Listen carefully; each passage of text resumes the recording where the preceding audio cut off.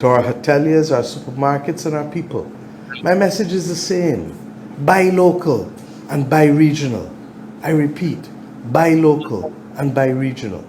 Hey The guys, what's products happening? Well, apparently the Caribbean leaders are just waking up to realize that what we've been advocating for years in terms of being self reliant, agriculture, dual manufacturing, try as much as possible to work as a block, a unit, not just talk, but work as a unit, all realizing that now. Too late? No, I don't think so. We still have some time. At least we could save the future generations that are coming. So Mia Motley, you see St. Kitts, you see Grenada, you hear St. Vincent, St. Lucia. Everybody's now talking about deepening agriculture, manufacturing, and stuff like that, which is good news. Something out of St. Kitts sparked my attention. I will do a separate video on that because I think that's a mistake happening there.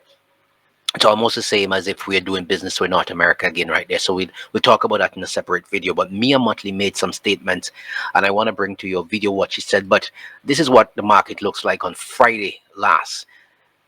And the United States of America has tanked the world economies right there. You look at it, that is what is happening. And they're preserving colonialism, imperialism, and the Caribbean has been fooling around. And they're about to find out that these guys are really not our friends. And I'll talk about that in another video as well, too, because this affects us because of our size of our economies in the region.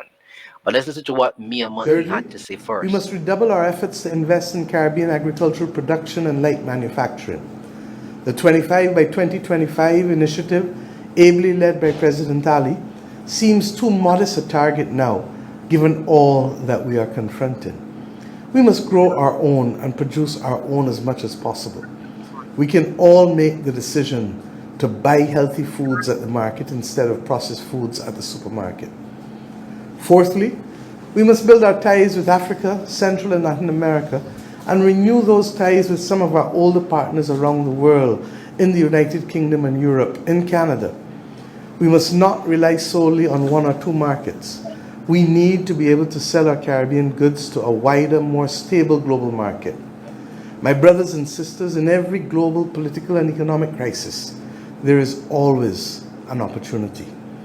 If we come together, put any divisions aside, support our small businesses and small producers, we will come out of this stronger. To our hoteliers, our supermarkets, and our people, my message is the same. Buy local and buy regional. I repeat, buy local and buy regional. The products are better, fresher, and more competitive in many instances. If we work together and strengthen our own, we can ride through this crisis.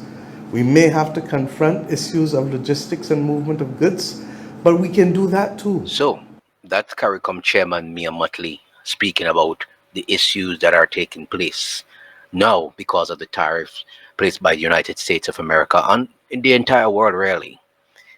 And I'm very, very happy that the region is waking up. She spoke about buying local, and she repeated it, buying local. We've been talking about that on a lot of programs right here on this channel. Leave your comments in the section below. We've been talking about doing manufacturing and stuff like that. And they're now waking up to realize that this is the way to go, really. That we've been advocating this for a long time. But then there's something that she mentioned, which I want to get to. She says, first, we must re engage urgently, directly at the highest possible level of friends in the United States of America. I want the Caribbean people to realize imperialism is not our friend. They've never been our friend, will never be our friend. That's number one.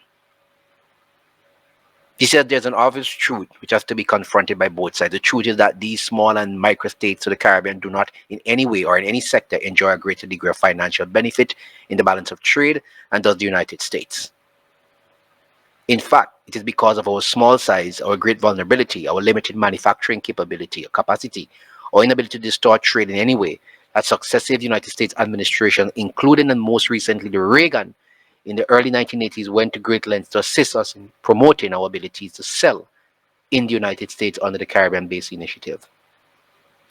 We will see how these tariffs will impact on that. That spirit of cooperation largely enabled security, social stability, and economic growth on America's third border in the Caribbean, as we have agreed as recently in our meeting with Secretary of State Rubio, what is now our collective neighborhood. We we need to get this in our head, and I think our leaders are still not understanding what is happening. I don't think they really understand still what is going on. This is capitalism, imperialism at its best performing here. And we are still talking about talking to our friends at the highest level in the United States of America. The Secretary of State was in the Caribbean recently. He's at the highest level when it comes to the United States of American government. He came here and he promised the world to Guyana, and then they slapped them with 38% tariff. I don't know what else are we thinking about. So get it clear that these people are not our friends. They are not. They are for themselves. They're doing what is necessary for them. It is for us to realize that and to fix our discourse. And you said it clearly in that video where you said we have to get into our agriculture, our manufacturing. We have to buy regional, buy local. And the quicker we talk about that and do that, it's better for us. We talk too much in the Caribbean and do less. We need to do more now and talk less. But then we'll leave your comments in the section below, guys.